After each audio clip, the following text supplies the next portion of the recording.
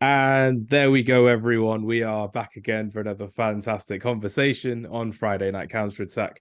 This week is a very special week because this is when the FIFA World Cup for the women's game in Australia and New Zealand will be coming, will be happening soon. So at the time of recording, we're pre-recording this because I'm away for the next few weeks. So I needed to make sure I've got someone who's an expert at women's football on the podcast, someone who actually plays women's football and someone who actually knows a lot more about women's football than I do. So I needed to make sure I got someone who was adequately available and someone who can tell me a bit more about themselves as a footballer and themselves as an international footballer as well. So it's my pleasure to introduce to you all listening today, Isabella Obaze. Isabella, it's nice to have you on the podcast. It's nice to see you today. How Being are you here. doing? I'm doing very well. Thank you. How are you? I'm good, thank you. I hope that introduction was the right introduction for you because I did Yeah. kind of hype you up in terms of being an international footballer, which is quite cool, right? Yeah, that's it. It's That's great. that's fantastic. And just for our listeners, just who don't know who you are, can you just introduce yourself and a bit about who you are and who you're playing for as well currently? Yes, my name is Isabella. I am 20 years old and currently I play for Rosengard in Sweden. And Sweden, the Swedish league, Damallsvenskan is what it's called, is seen to be one of the best women's leagues out there. So I'm very privileged to be playing for this league. Fantastic. And what position do you play? I play a center back. Oh, I actually used to be an outside back for a very long time in my old clubs, but moving here to Rosengard, they saw me more as a center back, so I've been playing that for a while. definitely. And like you said, the Swedish Women's League as well. It's one of the top leagues, women leagues in Europe. What Mhm. kind of quality of players do you play against? Because again, being a young centre back coming up, do you get tested quite regularly in terms of the quality of strikers you get to face? Oh, definitely. I would say like we have a lot of fast forwards in this league and technical good players as well. So it's always a challenge every game. And it's not like the top four teams have great players. It's like every team has great players. So basically you can meet whoever. If it's like the last place team, you can also meet someone who's a great striker. So you always got to be awake. Definitely. I'm looking forward to seeing how your season's going because in your recent game at the time of recording, I think you won 5-2, didn't you? So Yeah, we it's a yeah. really, really big game. You played the full 90 minutes as well. How was that last game for you? It was okay. I mean, I'm never happy when the opponent scores two goals, so that wasn't too nice. But Good we, sign of a defender that as well. Make sure that you're positive about your own game, which is great to see. yeah, I mean, we played them week and a half ago as well, where we tied them 0-0. So it was nice to beat them this time because we've been talking about it a lot. Like, this is a team we're supposed to beat. Being Rosengard, we're supposed to beat almost every team, but this team, yeah, they we tied with them, so we really wanted to get this win. Nah, that's good to hear. I'm glad that it's going well for you so far this season as well. And how long have you been playing professional football for? I got my I got my first contract when I moved to Hobbikur, which I did when I was 18 years old. Yeah. And before that, I played in Calling, which is my hometown, and I didn't have a contract then, but I did play for the senior team. Okay. But yeah, so I moved to Hobbikur in 2020. Yeah. It was, yeah, and then I got my first professional contract then. Nah, that's really good to hear as well. Because again, Rosengard are like mid-table, aren't they? Around fifth or sixth in the league at the moment. So there's still a Right. long way to go in the season, which is good fun. Yeah. So in terms of the Danish women's national team as well, you're going to be playing against. By the way, I've got so many questions for you, so by all means, take your Okay. time with these. It should be perfectly fine. Yes. Before we get back to the Swedish league, I want to talk to you. My main thing I want to talk to you about is the Danish women's national team. You've recently had a call up to the national team. You made your first appearance. How Mhm. was that for you? It was, I feel a bit conflicted about it because I was very privileged, very happy to get the chance to show myself and just be, seen. Yeah, But I'll honestly admit I did not play well in these games. it happens. It happens. Yeah, Only I your think, first game as well. Remember? yeah, true. I think I was overwhelmed by a lot of stuff, like on the field, off the field. There's a lot of things going on in my head. And so when I got called up, I was so happy, but I was like, okay, I really need to like do this because I'm not in the best state like Yeah. mentally right now. So when I played, I think my mind was a bit. elsewhere, which is Okay. not too good. So I don't think I proved myself in the way that I would have hoped to. And if I were to be called up now, I definitely think I could make an impact and be a much better player than I was back then.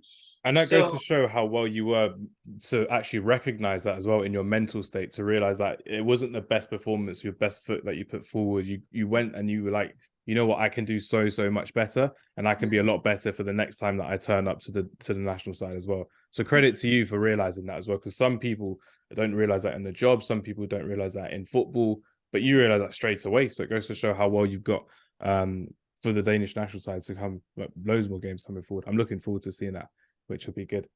yeah. And then how was the game in general? So what was the game? Did you win? Did you lose? How did it go for you?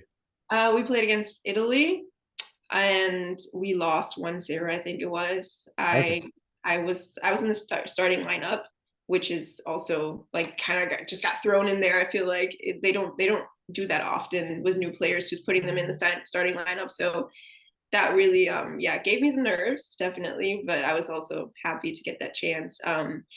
But yeah, like I said, it was just the game, like the whole team did not perform to where it could have. So really it was just like a collective off day, if you can say that, really. So that didn't help my situation at all, obviously. So the game itself, like Italy should have won, but like if we had a good day, we would have beat them. Yeah. So, and I think it was like 5 minutes, maybe 5-10 minutes after they scored the goal that I was subbed out. Oh, okay. So I don't know. I don't know if that was the reason why, but anyways, I was not satisfied after the game. I'll be honest. I was not. So So that again, it shows a great sign of a great athlete, because you're always striving for perfection, striving for greatness. It goes to show how much you've got to coming forward as well. Like for me, because I'm a football coach as well, I now coach different age groups. So when I'm coaching, I'm always there like to my play. Like one of my players on Monday, he won't like me saying this. He started crying because someone called him bad, and I was like, just because someone calls you something, it doesn't mean it's true, does it? And then I just right. little things like that when I was telling him, and then he started performing a lot better as well. So I think over time as well, you'll start to learn a bit more about how well you can be just by having that right mindset as well, because that's So what it is really at the top of the game. It's all about how good your mindset is, and that's what I wanted to get to with on the Danish national side as well. Like, because obviously you've got some of the best players in European football in your national team as well. How was it like to work with them? How was it like to meet them, to train with them? How was that for you?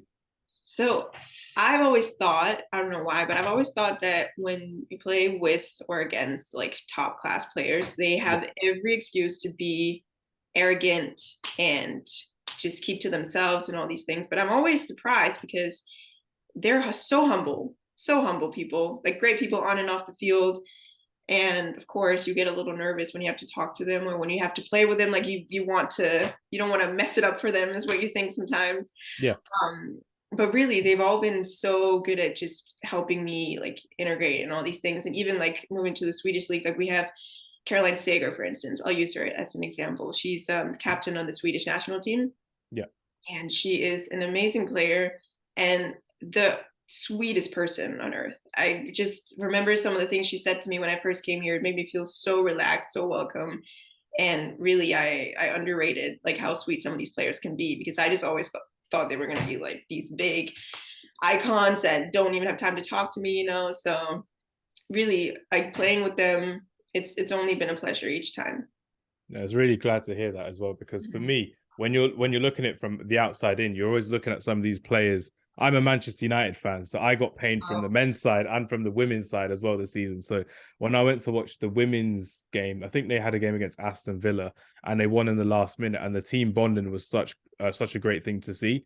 And there's a young centre back for Man United called Maya Letitia. I'm not sure if you know who she is, but she had a really big mistake in the FA Cup final against Chelsea. Right. And Yeah. literally at the end of the game for her, like all of the players went to her, all of the staff went to her as well. And unfortunately, she didn't make the national team for the World Cup because they picked someone else as like their fourth choice centre back. But a lot of people thought it should have been Maya Letitia. So it goes to show how even when bad things do happen, you still got that right support system around you, from your coaches, from your players, from your teammates as well, which is great to see. And it goes to show how little things like these can become such a big difference for you. Like you said, if you underrate something, it's probably going to be a lot more valuable moving forward as well, Yeah, which is true. really good to see. Now I True. need to hear a bit about some of your teammates in the Danish national side. So again, you've got Pernille Harder as well, one of the biggest players in the world.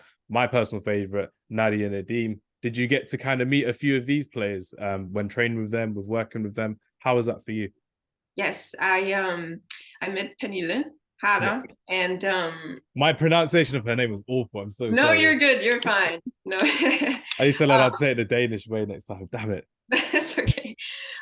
Yeah, she was the sweetest. She really, I remember before the game, this was before the Italy game, we had a long walk and she just basically talked with me the whole walk and just like tried to calm me down, be like, yeah, like this is a great opportunity, but like just go out and have fun and all these things.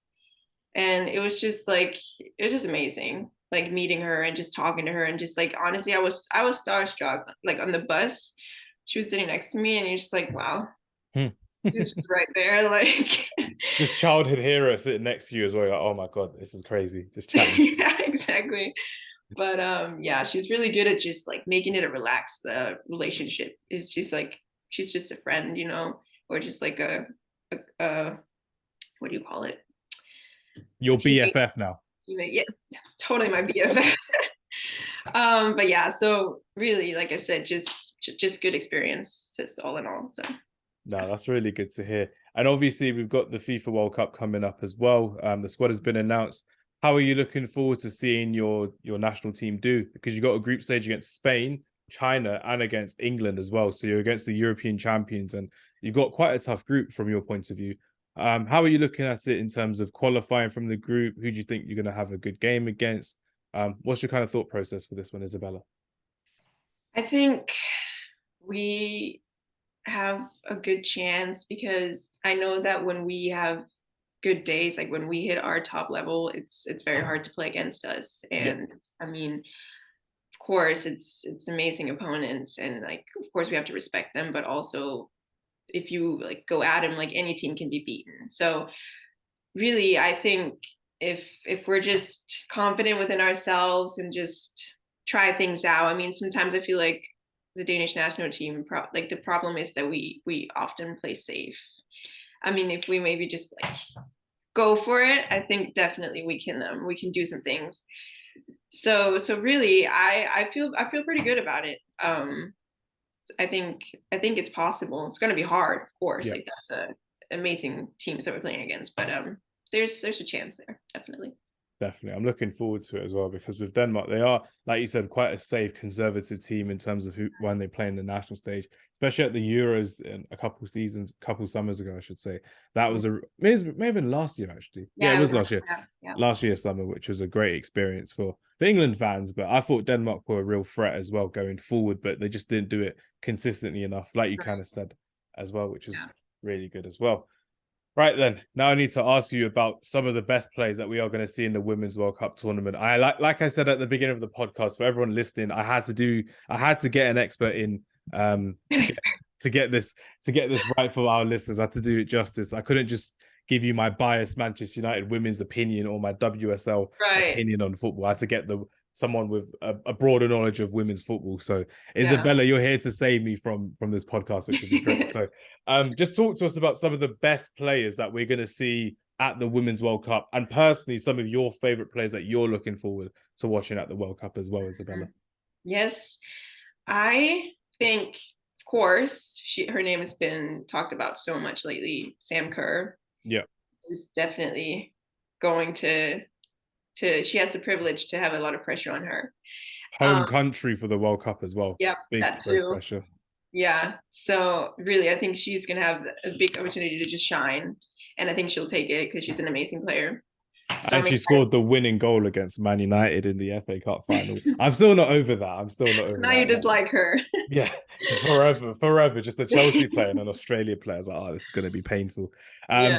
But no, what's some of her best qualities as well? Because again, I would only see her like sporadically for Chelsea. But from what you've kind of seen, what does she really bring to the women's game that elevates the game in general for women's football as well? Like, why is she so good I from think your she's point of view? just like clinical finisher. Like she knows where to be in the box. She has great finishing and she's fast.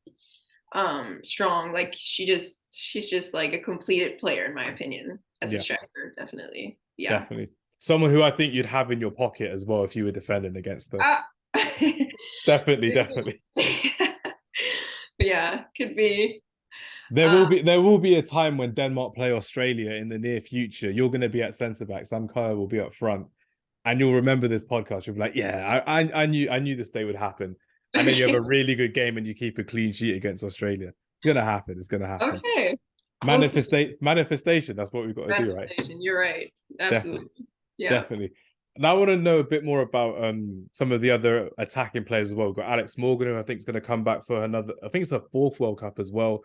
Mhm. Megan Rapinoe is going to come back as well. We know a bit about them, but are there any other attacking players that you've kind of seen from your point of view that you think, you know what, they're going to have a good tournament? They may become the top scorer, or they may just shine along the way across the tournament. Who do you kind of think will kind of shine out I from an think, attacking perspective?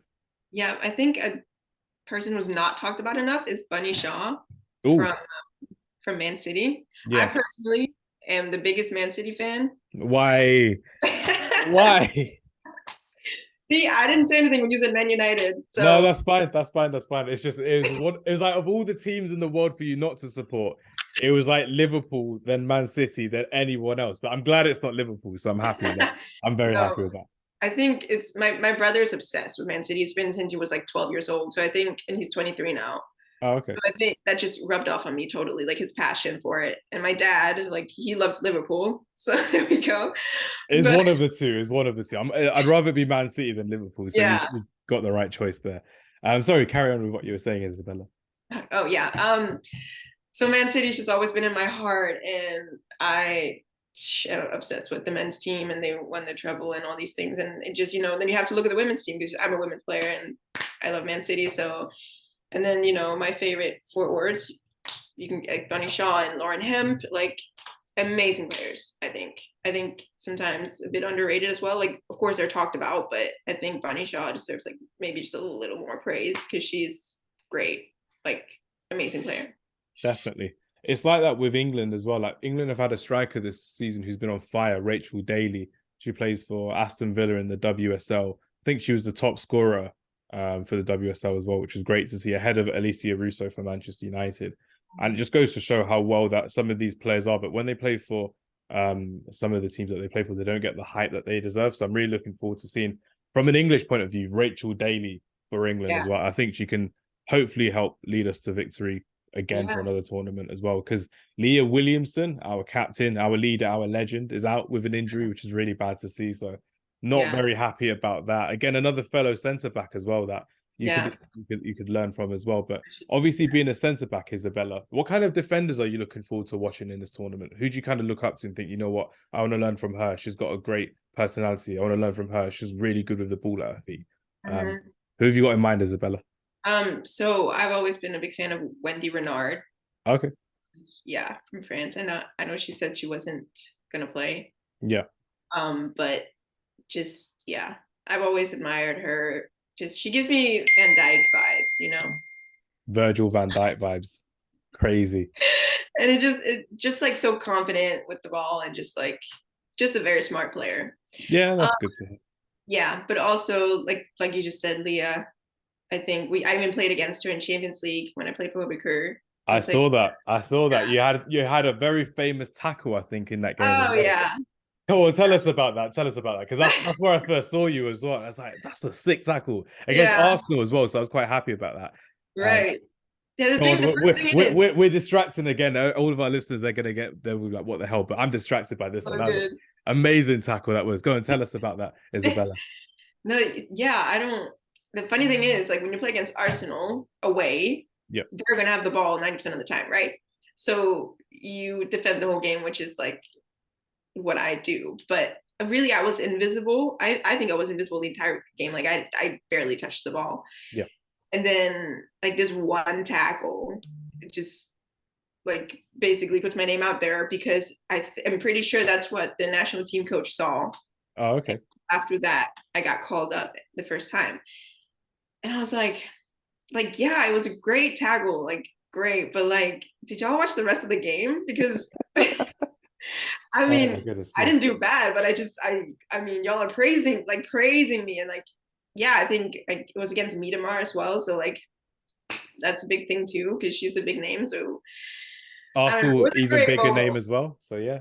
Yeah, it was a great moment. We'll just leave it at It, that. it, it was a great moment because I remember I was looking at it and I was like, damn, this girl's got fire in her as well. But Oh, like you just said as well, oh, you didn't do anything for the rest of the game. And I'm just kind of there like some of the best defenders don't do everything throughout the whole game. And then when they're needed and when they're called upon, they turn up. that's true. I That got is. I got I got you right there, Isabella. Literally, Thank you. that's what a top defender is expected to do. You can sleep Yeah, for 90% of the game, stand around, just be in your position, make sure you're marking your defender, your yeah. attacker, sorry. Then when the ball comes to you or when you're in a 50-50, just clatter the other player like you did. And yeah, fantastic moment as well. Oh Thank my you. goodness me. No, it's absolutely fine. I don't know where we're going to go with this podcast next. I know what we're going to do next. We're going to talk about some of the top 5 players that have inspired you in world football. So it can be from the men's side or from the women's side, because we'll get back to the women's side in a bit. But I want to kind of know, mostly because you mentioned Virgil van Dijk. I want to see who your kind of inspirations are in football from both the men's side and the women's side, Isabella. Yeah. So, yeah, I've always been a big fan of Virgil van Dijk. But it's like I don't support Liverpool, so it's kind of conflicting. That's But okay. You can he's you can you can you can you can learn from Lisandro Martinez, World Cup winning centre back from Manchester United. Rafael Varane as well, another amazing centre back, another World Cup winner at Manchester United as well. So you've got big inspirations at the other side of Manchester, which is a good idea. yeah, Just in case. yeah.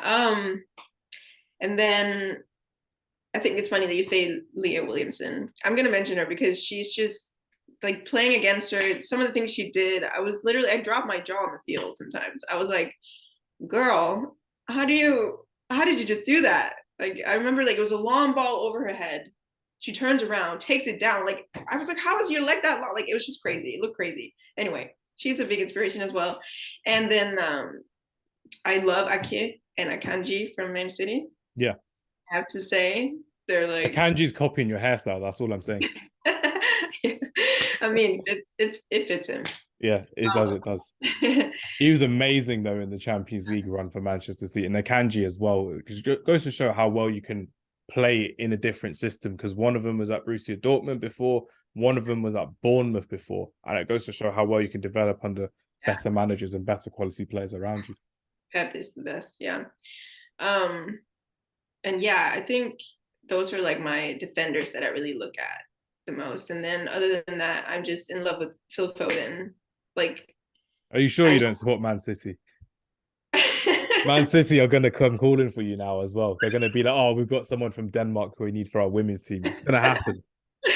No, yeah, I can't explain my love for them. Are It's you wearing Puma as well? Is that a Jordan one?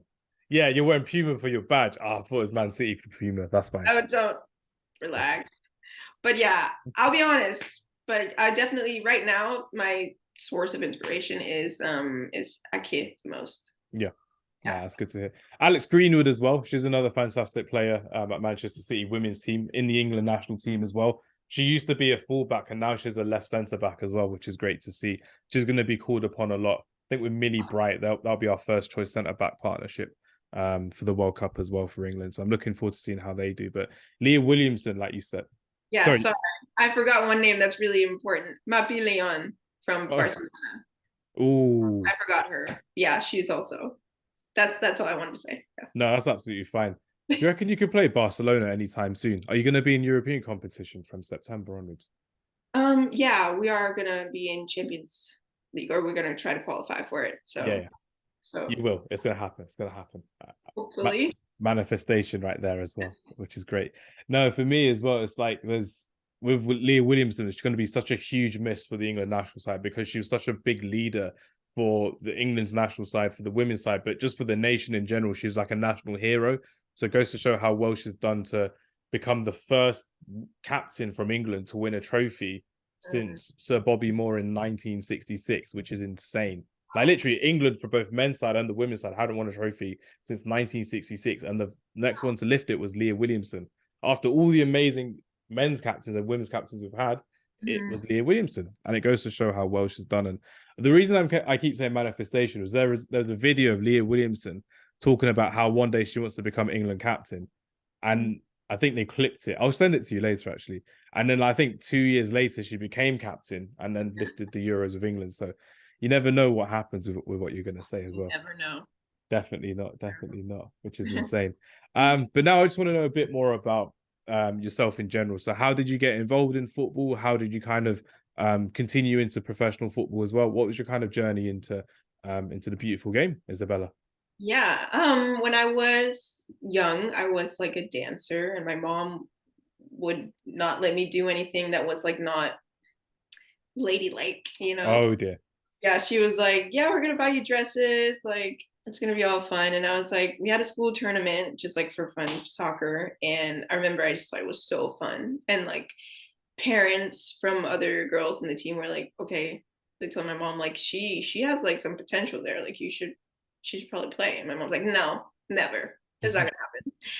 And I was like, okay, well, I mean, we kept playing these tournaments and all these things, and I just loved it. Like it was so much fun. I was like, Mom, I want to quit dancing. I don't like dancing. I love football. Let me play. And she was so against it. She was so against it for so long. She was like, okay, if your dancing partner quits, you can quit. So I spent like a week trying to convince this guy to quit. I was Oh like, no. to quit so I can quit. So I basically ruined his dream. Oh my goodness me. He could have been in La La Land or something like that. He could have been a backup dancer. It's insane. Yeah, so he quit, and then I quit too, and then I started playing. And it's funny because like today, my mom is the biggest soccer mom you could find. Like Yeah. she is such a supporter, and sometimes like yeah, she even cares more than I do sometimes, I'd say. Not because I don't care, but she's crazy with it. So yeah. Maybe that's why she didn't want you to get into football, because she'd be overcompensating for how much she cares about football as well. She's Yeah. probably nah, that's good to hear as well. Because with me, with when I see like football, because I'm a football scout as well as a football coach and having a football podcast. With me, when I'm talking with parents and stuff, they always try and like hype up their kid, thinking they're the next best thing, the next best thing, the next best thing. Mhm. But how was it for you having your first professional contract signed? Like, what was the relief like? What was the pride in yourself for your parents as well? What was that like for you, Isabella? I'll be honest, I didn't really think about that part of it that much because I was leaving Culling, which was a team where I didn't play. Like Okay. I thought I did what I could. Like I felt like I deserved it, but Yeah. my coach did not let me play. So really the only relief was getting away from that club. I wasn't even thinking about the fact that I would now had a professional contract. I was just like, I'm so relieved to be somewhere where I feel like they actually believe in me. And the funny thing is that in Culling, my first team, it was maybe like ranked number 6 in the league, and I didn't get any playing time. I go to Hobbikur, which was like number 1 at the time, and I immediately start and get all the playing time. So I was like, that's kind of funny. Like you must like just dislike me, is what I thought to my old coach. Like why are you not using me? And people were even telling me like, yeah, we think you should play, but you can't really do anything about it. So really, I was just thinking about getting away from my old club, and that's the kind of relief that I felt. I never really had the thought like, oh wow, I'm a professional soccer player now. I'll be honest, I never really thought about that. That's okay. Because it tends to be the case. Because if you're still in the zone and you're always just trying to get one step up, one step up, one step up, it's never really, you don't really feel that satisfaction until something major hits as well. Like for me, when I mentioned, or when I mentioned to you earlier about when you hit the Danish national side, like the full team, that must have been a big thing for you. But you're still probably in the zone there, like, I've got to go back for another game. I've got to go back to the national squad. I've got to be ready for the next season when I want to become more of a starter for them as well. So I can understand it from that perspective as well, as opposed to, wow, I'm in the national team, or wow, I've met so many amazing players. It's more like, no, I want to stay here. I want to be a part of it. I want to grow a legacy here as well. So Yeah. I understand it from that point of view. Thank Mm-hmm. you for explaining that. That was really well done, Yeah. Isabella, as well. Now I just need to kind of ask you about how this is the fun part of the podcast. So you can take as long as you want. It's perfectly fine. Okay. But we normally ask we normally ask our special guests on to plan your dream team. But the way I've done it is a bit of an odd one. So it's basically, it's your dream team. So 1 to 11 goalkeeper, including yourself as well. Normally we do 5-a-side, but we like doing 11-sides when it's the summer. We have more time to edit the video back and watch back, which is great fun. You have to include yourself. You have to include players from your national team as well, and you have to include players from both the men's side and the women's side. So I just want to know. Oh, Yeah, so it's quite simple, really. So if you were to set up a team in like a 4-3-3 formation, you're at centre back. Who would be your ideal partner? Who would be your favorite goalkeeper? And it's of all time as well. So it can be Man City players, or it can be other players as well. So you got the choice available there. So just a full Man City team ending. no, it's not happening. It's not happening. I won't allow it. Nah, I'm joking. I'm joking. So if you were to go for a goalkeeper, who would it be and why? Ooh, and it's just anyone. I mean, I'm a bit biased here, I think, or I don't know. Okay, I'm gonna choose Tegan Micah, Yeah. who is a goalkeeper here at Rosengard. She's gonna be in the World Cup too, Okay. and I think she's great, and really vocal. And I love when keepers are vocal because it really helps the defender. When you don't Definitely. have to do like all the checking all the time, when someone can just tell you, it makes it so much easier, and she's really good at that. So for that reason, I'm choosing Tegan in goal. Excellent. And if we're gonna go, let's go for a 4-3-3 formation. So Okay. wait, what formation do you play at Rosengard? Right now we play four in the back, 4-3-3. 4-3-3. That's Um, good. My yeah, research helped me there because I thought it was a 4-3-3. So where would you play? Would you go back to fullback or you're happy at centre back? I'm happy at center back. I am. Perfect. So who Yeah, would be your ideal right back? I gotta think. Um, I'm just thinking about City players. It's not good. See, not yeah. I just feel like I'm being rude because some people are probably gonna be like, "Why the hell is she not choosing me?" Don't worry about your teammates. Your teammates will listen back to this and be like, "Oh, I'm glad you're in the team," but it doesn't matter. It'll be a good laugh as well, I would say. Yeah. Um, I honestly, You can be over dramatic if you want. If you want to go for someone like Dani Alves from Barcelona way back yeah. when, you can do, because then your teammates won't then go, "Oh, I see why you picked Dani Alves." Okay. Something like that. Yeah. Okay, actually, I'll be that girl and I'll pick Kyle Walker because he's fast. Amazing player, one of the best fullbacks England have ever had. He probably Yeah. would have been one of the best ones, I reckon. Probably could be yet by the end of his career, I would say. I think it's fantastic. You're going to be at right centre back, captain, leader, legend. Definitely Isabella Obaze is at centre back. Who's your dream centre back partner? We spoke Well, about a few of them earlier. Who would they be? yeah, I think I'm gonna choose Mappy here. Yeah, Leon from Barcelona. I am. excellent choice. And Yeah. who are we going for at left back? Um, what's her? Is it Selma Bacha? Is that how you say it? I don't remember. She's from Lyon. I don't remember how you say her name. Let's have a look.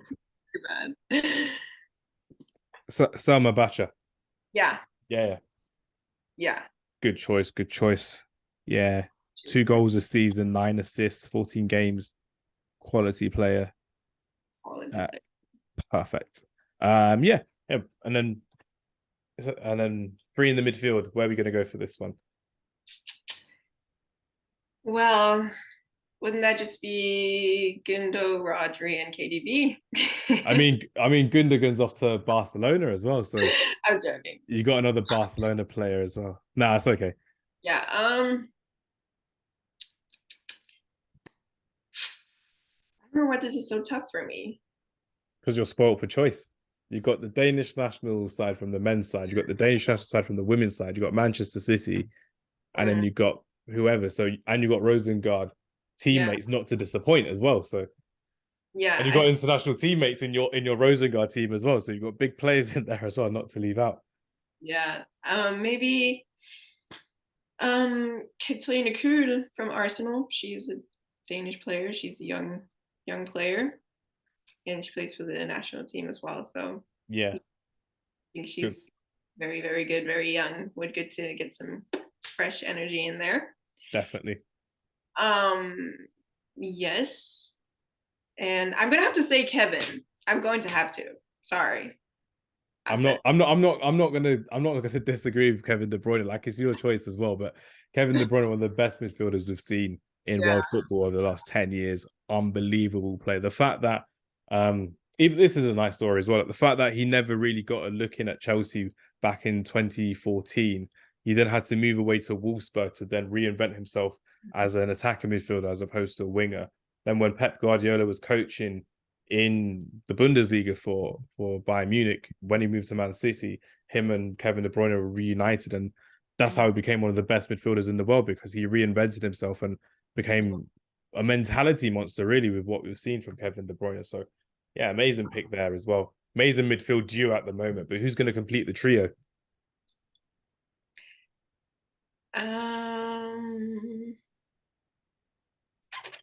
That's a good question. You can rather be attacking or you can be defensive. So it's like you can put another defensive midfielder in or another attacking. But because it's like a fantasy team, you can go as attacking as you want. Yeah, I'm gonna say Ugo. Ooh, who do they play for? For oh sorry, is it the accent maybe a bit too thick? For Arsenal men's team. Ugo. Odegaard. Yeah. Yeah. So you got Martin Odegaard. That was an accent thing I couldn't understand. That's my bad. See, I need to learn how to say things in the Scandinavian dialect as well. Been to Norway and they all spoke English, but when I go to Denmark or Sweden next, I have to learn how to speak in a Scandinavian dialect. But Odegaard and De Bruyne as an attacking two, and then you've got another Arsenal midfield. We've got quite a few English-based players here, which is really good. So you've got Danish-based English players, and you've got English players from Belgium. Now it's the front three. This is where it gets fun for you as well. So your dream front three, who would be in it, Isabella? I think I'd say Lauren Hemp. Lauren Hemp, fantastic player, national hero. The fact that she has such a brilliant work rate as well, that's what I love about Lauren Hemp the most. And that's what goes under the radar, kind of like you said earlier in the podcast as well, especially in the Euros in the semi-final. She's unbelievable, just continuously working. In the final, she's fantastic going into extra time as well. Great player, Lauren Hemp is as well. Just a shame that she plays for Manchester City women's team, but I can't keep. I always think about that, but I'll remember her as an England legend. That's what I'm going to say, just for my own peace of mind. Yeah. But is she going to be on the left-hand side, right? Yeah, left side. Yeah. Perfect. And then I'll have Caroline Graham from Barcelona on the right side. On the right side as well. I will say, I remember we played her. We played against Barcelona at home. It was a decent game for us, but I remember we were like in a 5-back. Yeah. And she basically tricked me and the outside back in the same, like at the same time. Yeah. With her. I was like, girl, this is just humiliating right now. Like, she was so good and so fast. So yeah, definitely so hard to play against. That's why she gets that spot. No, that's good to see as well. Because again, when you're at Barcelona, they only really need the best players in the world there as well. So it goes to show when you play against them, that's the kind of quality that you're expected to face, and potentially could be playing for them as well. Again, another manifestation right there. You never know. I'm getting all of these predictions out there just in case in 5 years' time you'll be like, oh, remember when I was on a podcast with some guy in the UK? Yeah, I said he said I might be going to Barcelona, and then this happened. You'll be remembered. You'll never know. You'll never know. It could happen. And who's completing your number 9? Is it going to be someone from Manchester City? Is it going to be someone from Denmark? Where are we going to go for with this one? See, I have a lot of City players, so I think I will go with Pernille Harder. That's what I like to see. You've got a Danish spine as well, which is great. You're at centre back. You've got your Danish women's player from the Arsenal team in midfield, and then you've got Harder out front as well. So it's an iconic midfield, a defense, and attacking spine. So I'm loving that as well. Fantastic team you've got. I'm just scared that I'm stepping on people's toes. They're like, why would you choose her and not me?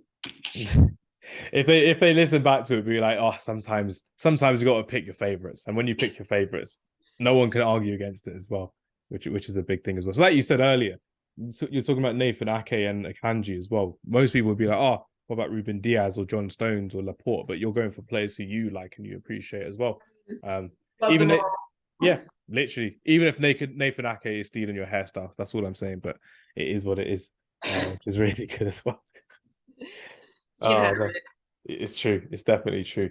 Mhm. But no, Isabella, just before we wrap up the podcast, I just want to know a bit more about what your plan is for the rest of the summer. Because again, it's an odd thing from a British point of view to have a look at the Scandinavian fixture schedule, because you start around March or April from your seasons, then you have a bit of a mini break in the summer, like you mentioned earlier, and then Mhm. you've got a couple more months in the season. So how's it looking for you so far this summer? Got a couple more games, then a break, and then back into it until September, October time? Yeah. Um, yeah, I don't really know. It's just gonna be like that. It's the first time for me that it's like this, because in the Danish league, you're off in like the maybe 10th of June. Yeah. So I would have had my break now, but yeah, it's different for me that you play for this long into the summer. So yeah, it's fun. Definitely. And if I can get a prediction for you on who's going to be your top scorer for the World Cup, your winners for the World Cup, and your best young player, so new up and coming player at the Women's World Cup, who would they be and why? So I think the top scorer is going to be Sam Kerr, Sam Kerr. possibly. Yeah, but I think like Australia has a good chance of at least going far into the tournament. I don't know if they're going to win, but they have a good team right here. So I'm Definitely. going to say Sam Kerr. Yeah. Sam Kerr, yeah, definitely. Home nation hero as well. She's going to be the poster woman of the whole tournament. So the fact that she's recently won the league at Chelsea and the FA Cup against Manchester United, she's done really well this season. And obviously an iconic moment as well, being on the cover of FIFA 23 as well. I don't know if you play that game, but that was a big thing for women's football, that she got to be on the cover of it as well, which is iconic to see how well Sam Kerr has done this season. And hopefully she can finish off the season with a medal for Australia, for their sake, not for my sake, because I'm not a Right. big fan of Australia as well. Oh, But yeah, yeah. Sam Kerr for top goal scorer. Who's your predicted winners? Or if you don't want to say winners, because I know you're an international footballer, who are you predicting to be in the final? I should say. America.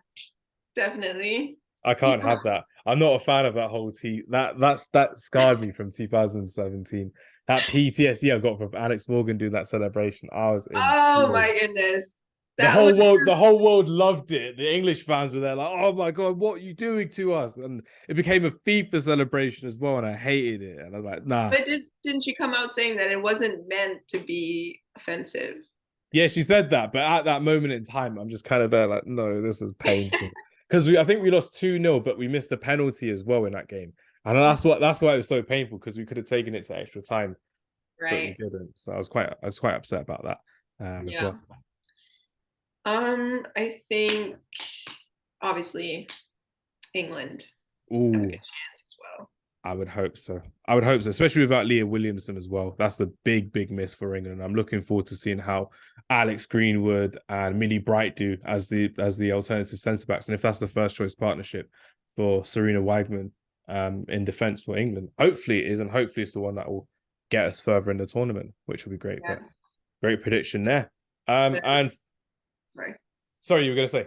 No, I was gonna say I think Spain was in the European Championship was the best playing team. Yes. They were a bit unlucky in my opinion. So if they have a bit of luck with them, they're definitely going to be in the final. Definitely. Because again, they're an underrated team from what I've seen as well, because especially with their Barcelona players that they have, looking at how they've done so well over the last few years to elevate the women's game, especially that time when they had the record breaking ticket sales at the new camp. Iconic to see. Yeah. Which was incredible. But yeah, final one is best young player to watch out for in the tournament. It could be a Danish player, could be anyone. Who should we watch out for and why? Lena Oberdorf. Oh, she From German? German. Yeah, Yeah. yeah. She was quite good in the last summer's one. Her and I think Julie Brand, I think her name was as well. They're both really good players to watch in the tournament for Germany. So I'm Yeah. looking forward to seeing them.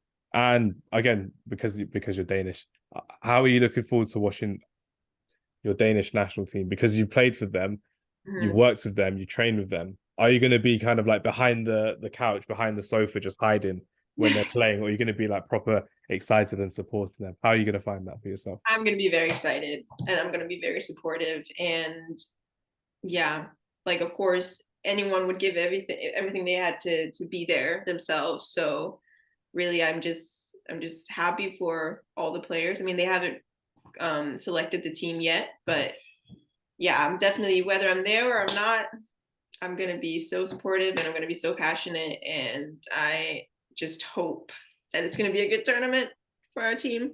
All I'm saying is, if you're there, you have to send me like a Danish shirt with your name on the back, and I'll proudly wear it for the whole of next season.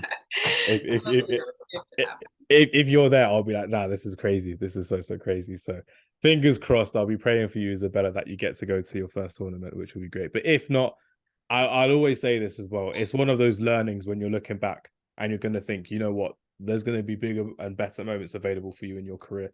And that's something to look forward to and to cherish, Yeah. which is great. But if you do, you have to send me a shirt. Send a shirt over to England. I swear I'll wear it. And I'll be like, yeah, and they'll be like, oh, who's Obaze? I was like, if you don't know Obaze, you have to go and watch her for the Danish national side.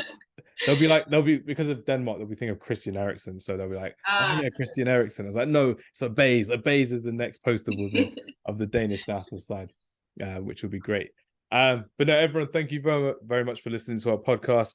Isabella, if you have any final messages for our audience in terms of how to follow yourself on social media, in terms of how to follow the women's game, by all means, you can kind of plug that now if you'd like, Isabella, which would be great. My Instagram @ is Isabella Obaze.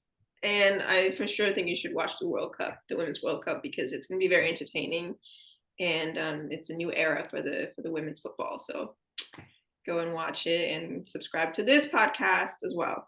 Absolutely. That's what I love to see, especially if you're waking up at like 3 o'clock in the morning, because for our time as well, in European times, like 3 a.m., 4 a.m., 5 a.m., when the games are kicking off, Australia, New Zealand. So make sure you're waking up early to watch that as well. I mean, I'll be up praying for Fajr, I think, yeah, I'll be up for that time anyway, as I tend to be. Not really, not consistently. I'll be up for like 10-15 minutes and I'll go to bed because I have to pray then as well. But it is what it is. It is what it is. But no, Isabella, it's been great to speak to you. It's been lovely to have you on the podcast. And thank you very much for taking your time today to go through everything with us as well. All the best for the future. I will be scheming for that Isabella Obaze shirt in the Denmark shirt soon. So it's going to happen. It's definitely going to happen. But no, thank you very much for your time and have a lovely day. Everyone take care. Thank you very much for listening. And we'll see you on the next podcast.